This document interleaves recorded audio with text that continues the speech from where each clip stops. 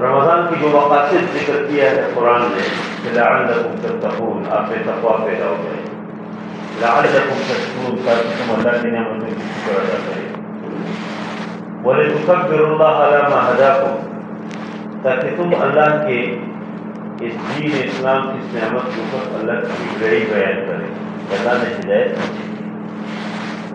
نبی کریم صلی اللہ علیہ وسلم نے حدیث میں اس کے جو مختلف ناموں سے تذکرہ کیا ہے اور فرمایا کہ صبر کا مہینہ ہے، مواخات کا مہینہ ہے، ہمدردی کا مہینہ ہے، اور اس سب کے بعد پھر نبی کریم صلی اللہ علیہ وسلم نے فرمایا تھا کہ اس مہینے کے اندر مسلمان و مومن کی رزق میں اضافہ کرتے ہیں۔ ان سب کا وجہ کیا ہے؟ یہ مسلمان و مومن کی رزق میں اضافہ کیوں کرتے ہیں؟ اس لیے یہ تو بنیادی چیز ہے، اس رزق کے لیے تو لوگ پریشان ہیں۔ ہر آدمی کی خواہش ہے کہ ان کی بینک بیلنس بڑھ جائے، ان کے بہترین گھر ہو، ان کو سکون ہو، اس کو اطمینان ہو، بہترین رزق ان کو مل جائے۔ پھر رمضان جو اللہ تعالیٰ نے ایک بہترین ایک پاکیزہ مہینہ میں دیا تھا، اور نبی کریم صلی اللہ علیہ وسلم جو فرمائے کہ اس میں مسلمان مومن کی رزق میں اضافہ ہو جاتا ہے، اس کا وجہ کیا ہے؟ اس کا وجہ یہ ہے کہ ہم اللہ کے قریب ہو جاتے ہیں۔ اللہ تعالیٰ کے دربار میں کسی چیز کی کمی نہیں ہے، بہت وسیع دربار ہے، بہت وسیع۔ وَلِلَّهِ خَزَائِنُ السَّمَاوَاتِ وَالْأَرْضِ وَلَكِنَّ الْمُنَافِقِينَ لَا يَعْلَمُونَ، فرمایا کہ اللہ تعالیٰ کے پاس آسمان و زمین کے خزانے ہیں، لیکن منافق یہ بات نہیں سمجھتے۔ منافق سمجھتے کہ نہیں، اور چیزوں میں ادھر ادھر میں ڈنڈی مارو، ادھر ادھر سے چیز گھما پھرا کے، اور صبح و شام اپنے سکون کو ختم کر کے اور بھگ دوڑ کرو، بس کس طریقے سے اللہ کے رزق میں اضافہ کرو۔ یہ نہیں، اس رمضان کے اندر تھوڑا سے ہم اللہ کے قریب ہو جاتے ہیں، ہم کچھ نہ کچھ مسجد میں جانے کے پابند بن جاتے ہیں۔ دیکھو صبح فجر کی نماز میں مسجدوں میں جگہ نہیں ہوتی، کچھ نہ کچھ ہم قرآن کی تلاوت شروع کرتے ہیں۔ یہ قرآن جو صرف رمضان کے لیے نہیں ہے، صرف مسجدوں کے لیے نہیں ہے، یہ تو بہت زبردست کتاب ہے، جس سے ہم اس کے قریب جائیں گے اس میں سکون حاصل کریں گے۔ لیکن ہم رمضان میں اس قرآن کی کچھ نہ کچھ قریب، کچھ نہ کچھ قرآن کی تلاوت کرتے ہیں، ہر آدمی تلاوت کو کچھ نہ کچھ قرآن کی تلاوت کرتے ہیں۔ 10 دن میں نہیں کر سکتے، کم از کم رات میں ہر آدمی کوشش کرتے ہیں کہ رمضان میں ایک بار ضرور قرآن۔ اس طرح ہم زبان کو کچھ نہ کچھ کنٹرول استعمال کرتے ہیں، جس پر عام حالات میں ہم غیبت کرتے ہیں، زبان کو غلط استعمال کرتے ہیں اور لوگ جھگڑتے ہیں، لڑتے ہیں۔ رمضان میں لوگ ان چیزوں کو کچھ نہ کچھ کنٹرول کرتے ہیں۔ رمضان کے بغیر جس طرح ہم کانوں کو استعمال کرتے ہیں کہ کان اللہ کی کتنی عظیم نعمت ہے، کسی ڈاکٹر سے پوچھے کہ جب کسی کے قوت سماعت ختم ہو جائے تو کتنی مشکل ہے، کوئی مطلب وہ بیچارے بہت کچھ بھی کرے تو یہ سماعت واپس نہیں آ سکتی، کوئی نہ کوئی آلہ استعمال کریں گے اور اس میں بھی سل ڈالیں گے، اور بہت کم ہر آدمی اس کو استعمال نہیں کر سکتا۔ تو ہم کچھ نہ کچھ رمضان کے اندر اس کانوں کو صحیح استعمال کرتے ہیں، ہم آنکھوں کو صحیح استعمال کرتے ہیں، آنکھوں کو صحیح استعمال کرتے ہیں، کوشش کرتے ہیں کہ غیر محرم عورت کے اوپر ہمارے آنکھیں نہ لگ جائے۔ اس طرح جگہ، اس طرح چیزیں جو اسلام اور شریعت نے منع کیا ادھر آنکھ استعمال نہ ہو، تو جب وہ کچھ نہ کچھ اسلام اور شریعت کے قاعدے میں آ جاتے ہیں، ایک دائرے کے اندر آ جاتے ہیں، اپنے آپ کو کنٹرول کرتے ہیں، تو پھر اللہ کی نعمت آپ دیکھیں، اللہ کی رحمت آپ دیکھیں۔ ہر آدمی کی دسترخوان کے اوپر کتنی مزے ہوتے ہیں، کتنی نعمتیں ہوتی ہیں۔ اس رمضان کے اندر کچھ نہ کچھ ہم اثار کرتے ہیں، اثار، ہمدردی۔ حالانکہ یہ صرف رمضان کے لیے نہیں ہے، اس ہمدردی کا حکم اس لیے کہ انسان کے اندر، انسان کا نام اس لیے ما سمی الانسان الا لانس، اس کے اندر انس ہے، یہ نسیان سے صرف نہیں ہے، اس کے اندر انس ہے، الفت ہے، محبت ہے، لوگ کے ساتھ ہمدردی ہے کہ ایک آدمی کسی مشکل میں رہے کہ انسان کے دل کے اندر ایک درد پیدا ہو جاتا ہے۔ لیکن چونکہ رمضان میں یہ چیز ہمارے اندر درد پیدا ہو جاتے ہیں، ہمارے اندر انفاق پیدا ہو جاتے ہیں رمضان کے اندر. حالانکہ رب انفاق کا حکم ہمیشہ کی لگا ہے. دیکھو قرآن کے اندر کوئی ایک آیت اس طرح نہیں ہے جس میں جمع کرنے کا حکم. وَأَنفِقُوا وَأَنفِقُوا وَأَنفِقُوا کئی بار، یعنی کوئی ایک جگہ نہیں، متعدد جگہوں پہ اللہ نے فرمایا. اور اللہ نے یہ بھی ساتھ فرمایا وَمَا أَنفَقْتُم مِّن شَيْءٍ فَهُوَ يُخْلِفُهُ. تم جو کچھ اللہ کے راستے میں خرچ کرو گے اللہ اس کے بدلے آپ کو دیں گے. لیکن رمضان میں ہم کچھ نہ کچھ یہ انفاق بھی سے ملا کرتے.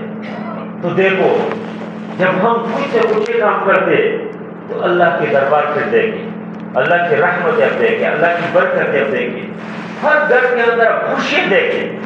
لیکن جو ہی رمضان گزر جاتے اور ہم مسجدوں کو چھوڑتے، ہمارے نوجوان مسجدوں کو چھوڑتے، جو ہی چاند نظر آ جائے تو دوسرے دن فجر کی نماز میں بہت کم لوگ ہوتے، ظہر میں اس سے بھی کم، مسجد میں اس سے بھی کم، عشاء میں اس سے بھی کم. اور ہم جو کچھ رمضان کے اندر کر رہے ہوتے جب اس کو چھوڑتے تو اللہ کی طرف سے اپنی دسترخوان کو سمیٹتے، اپنی رحمت کو سمیٹتے. وہی بیلنس ہے جو رمضان کے اندر ہے. لیکن آپ فرق خود محسوس کریں گے. کوئی فلسفی والی بات نہیں ہے کہ کوئی آدمی فرق اس کو نہیں سمجھتے. آپ خود اندازہ لگائیں کہ وہی تنخواہ ہے، تنخواہ میں کوئی آپ کو کمی نہیں ہوتے کہ رمضان میں کس نے آپ کو زیادہ تنخواہ دی اور رمضان کے بعد کم کی. وہی تنخواہ ہے، وہی جو آپ کی آمدن ہے، جو آپ کی کمائی ہے وہی ہے. لیکن چونکہ ہم اللہ سے کچھ نہ کچھ دور جاتے ہیں، اللہ کی رحمت سے دور جاتے ہیں، اللہ کی طرف دسترخوان کو سمیٹتے ہیں، اپنی رحمت کو سمیٹتے ہیں، اور ہمیں وہی پریشانی بھی لاحق ہو جاتے جو اس سے پہلے لاحق ہو جاتے. اس لیے انسان جب اللہ تعالیٰ کے جتنے قریب جاتے ہیں اتنی وہ خوش ہو جاتے ہیں.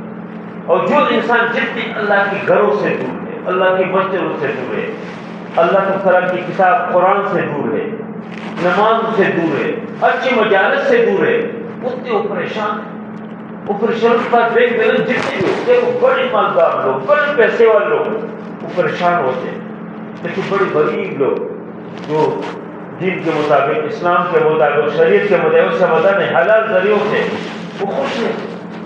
اس لیے یہ رمضان کی جو تذکیر ہے ہمیں ہمیشہ جو تقویٰ کا حکم قرآن نے رمضان میں جس طرح دیا کہ لعلکم تتقون، تاکہ آپ نے تقویٰ پیدا ہو جائے.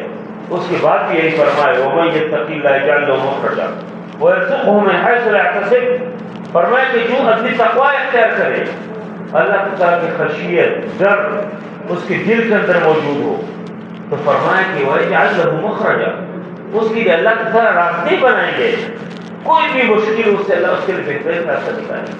وَيَرْزُقْهُ مِنْ حَيْثُ لَا يَحْتَسِبُ، اللہ اس طرح جگہوں سے رزق دیں گے تو جہاں سے اس کو سوچ بھی نہیں کر سکتے. اور پھر رمضان کے بعد دیکھو اسلام میں، شریعت نے ہمیں یہ جو حکم دیا ہے عید الفطر کہ عید کے رات بھی کوئی آدمی اگر من قام لیلۃ العیدین اس کے لیے اجر ذکر کیے. پھر فوراً ہمیں جو شوال کے جو 6 روزے ہیں، اللہ کے نبی صلی اللہ علیہ وسلم فرمایا کہ من صام رمضان ثم اتبعه ستا من شوال كان كصيام الدهر. جو آدمی رمضان کے روزے رکھے، مسلمان مومن، جب وہ رمضان کے روزے رکھے اس کے بعد شوال کے 6 روزے رکھے، فرمائے کہ کان کصیام الدہر، وہ کہ اس نے دہر کی، دہر زمانے کو بولتے هل اتى الانسان حين من الدهر، ایک زمانہ یعنی مکمل عمر بڑھ ہوئے کو سے روزے رکھے. اور بعض لوگ اس کے خاص کرتے کہ دہر سے مراد سال لیتے، وہ کہ 1 سال کو سے روزے رکھے. تو جو آدمی اس شوال کے 6 روزے اللہ اس کو نصیب کرے. دیکھو رمضان کے بعد الحمدللہ ہم سب نے رمضان کے روزے رکھے. ابھی یہ 6 روزے اس مہینے میں شوال میں، اس کی بہت اجر ہے، بہت فضیلت ہے، اور اس میں آسانی بھی ہے. اس پورے مہینے میں جب آپ کو موقع ملے آپ رکھیں، ایسا نہیں کوئی تسلسل ہے. پھر اس میں اور بھی آسانی ہے اگر آپ پیر اور جمعرات کے دن رکھیں. نبی کریم صلی اللہ علیہ وسلم پیر کے دن روزے سے رہتے تھے اور فرمایا کہ اس پیر کے دن میں پیدا ہوں، فرمایا اس وقت سے میں روزہ رکھتا ہوں.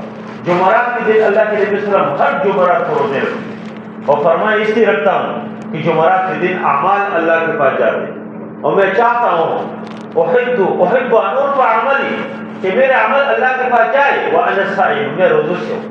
تو کوئی آدمی اگر جمعرات اور پھر کو بھی رکھتے تو ایک تو شوال کے 6 روزے پہ اجر بھی اللہ کو دیں گے، اور پیر اور جمعرات کے دن نبی کریم صلی اللہ علیہ وسلم جو روزے رکھتے تھے اس کے بھی اجر بھی لفظ ہوتے ہیں۔ میں اکثر کہتا ہوں، اکثر میں جمعے کے خطبے میں لوگوں سے کہتا ہوں کہ دیکھو اللہ کی طرح بانی ڈھونڈتے کسی طریقے سے انسان کو معاف کرے، اس کی گناہ کو معاف کرے، کسی طریقے سے جنت جائے، پھر بھی اگر ہم نہیں جاتے، پھر بھی اگر ہم پیچھے ہٹتے اس میں ہماری کمزوری۔ لیکن دیکھیں ہم کتنی کمزور ہے کہ جب اذان ہو جاتے مؤذن کہتا ہے کہ حی علی الصلاۃ، حی علی الفلاح، اللہ اکبر، کہ اللہ سب سے بڑا ہے۔ کہ جس دکان میں بیٹھے، جس فکری میں بیٹھے، جس ریڑے کے پیچھے پڑے، یہ کچھ نہیں ہے، اللہ بڑا ہے، اللہ کے دربار میں آ جاؤ۔ اور پھر اشہد ان لا الہ الا اللہ، یہ مؤذن کہتے ہیں کہ میں گواہی دیتا ہوں کہ اللہ کے سوا کوئی بندگی بارش مجھ سے نہیں ہے، واشہد ان محمد رسول اللہ، محمد صلی اللہ علیہ وسلم اللہ کے رسول، اس کے وہی دیتے ہیں۔ اور ہم جواب کے ساتھ دے رہے ہوتے جو آدمی جواب دیتے ہیں گوئے دوستے اذان کے جو اجر ثواب ہے اس کو بھی۔ اور پھر ہم مؤذن کہتے ہیں حی علی الصلاۃ، حی علی الفلاح، کہ نماز کی جائے جاؤ، کامیابی کی جائے جاؤ، اللہ اکبر، اللہ اکبر، لا الہ الا اللہ، کہ کوئی بندگی کے بارے میں مستحق صرف اللہ ہے۔ ہم یہ اقرار کر رہے ہوتے ہیں، لیکن عمل ہماری کیا ہے؟ ہم یہ سمجھتے ہیں کہ نہیں نہیں، اگر اس دکان کو میں نے بند کیا نا میرے خیر نہیں، میں کیسے گھر چلاؤں گا، میں کیسے پلان کام کروں گا۔ اور جب اسی کی پر ہمارا ایمان ہے، عقیدہ ہے کہ بس اسی کو میں نے نہیں کیا پھر میں پریشان ہوں گا۔ میں ایک نوجوان مجھے ملے، انہوں نے کہا جی میں بہت پریشان ہوں، میں نے کتنے کماتے؟ اس نے کہا 30,000 پر میں یہ کما ہوں۔ میں نے تو بہت آمدن ہے الحمدللہ۔ میں کہ کیوں پریشان ہے؟ کہتے بہت پریشان ہوں۔ میں نے کہا جو یہ قریبی مسجد سے ہوئے تو مسجد جاتے ہیں؟ کہتے نہیں۔ میں نے کہا نہیں جائیں گے تو کیسے خوش رہیں گے؟ آپ کروڑوں بھی کمائیں نا، کروڑوں، آپ کیسے رہیں گے؟ اس سے غیر اس دنیا میں جو خودکشی ہے اس کا وجہ یہ ہے۔ اب جاپان میں دیکھیں اس طرح کوئی چک، اس کے لیے راستے کو اجازت نہیں ہے، اس کی لوگ چلان لگا کے نہیں چلتے۔ دنیا جہان کو اس کے پاس یہ سہولیات ہیں، لیکن لوگ اپنی زندگی سے تنگ، 500 600 لوگ مل کے چلان لگائیں گے اوپر جی، ایک پول ہے اس سے نیچے، اور جی کیوں جی زندگی سے تنگ ہے، زندگی سے تنگ کیوں ہے؟ اس وجہ سے، اس لیے اگر ہم اسلام کے قریب آئے، دین کے قریب آ جائے، اس میں خوشی خوشی۔ مولانا مودودی رحمہ اللہ سے کسی نے کہا کہ مولانا موت کو زندگی کی کوئی پتہ نہیں ہے تو ہم مسافرہ نماز کیوں نہ پڑھیں؟ مولانا مودودی تو بہترین عالم تھے، اس نے جواب دیا، اس نے کہا صرف نماز کے لیے مسافر بنتے، دین کے حوالے سے کبھی آپ نے نہیں کہا کہ دکان بند کرتا ہوں، آج کاروبار کے نہیں جاؤں گا، بس آج اذان ہو گئی کہ میں مسجد جا رہا ہوں۔ دین کے لیے تو مسافر نہیں، صرف یہ نمازوں کے لیے مسافر بن گئے۔ دنیا کے لیے تم یہ نہیں کہتے کہ دنیا بس یہ کمائے یہ کام ہی، یعنی میں یہ کہتا ہوں کہ اسلام کمانے کے مخالفت نہیں کرتے۔ یہ جس کے آدمی کے پاس حالات سے جتنے بھی زیادہ ہے، بہترین گھر کسی کے پاس اللہ کے نعمت ہے حلال، ہاں اگر کسی کے پاس جتنے بینک بیلنس ہے یہ تو بہت اچھی بات ہے، اللہ کی نعمت ہے۔ اور میں اکثر کہتا ہوں کہ دیکھو یہ جو ہمارے جو لوگ اس پاس کچھ بھی نہیں ہے بیچاروں کے پاس، آپ اعظم مارکیٹ اور شالنی کے علاقوں کے تمام تاجروں کے اس کے بدل جمع کریں تو عبدالرحمن بن عوف کی ترقی کو نہیں کھول سکتے۔ عبدالرحمن بن عوف رضی اللہ عنہ جب مدینے میں گئے غریب آدمی تھے، کچھ بھی نہیں۔ وہ جو انصاری مہاجر بھائی، انصاری مہاجر کو اللہ کے نبی نے بھائی بنایا، تو ادھر ان کے جو انصاری بھائی تھے اس نے کہا جی میرے یہ باغات ہے اور اس سے جو حصہ آپ کو پسند ہے یہ آپ کاروبار کریں، اپنی لو، یہ میرے بیوی ہے، 4 بیوی ہے، اس میں سے جو بیوی آپ کو پسند ہو آپ کہیں میں طلاق دے رہتا ہوں۔ اس نے کہا نہیں، مجھے باغات نہیں چاہیے، مجھے بیوی نہیں چاہیے، مجھے صرف مدینے کے بازار دے گا۔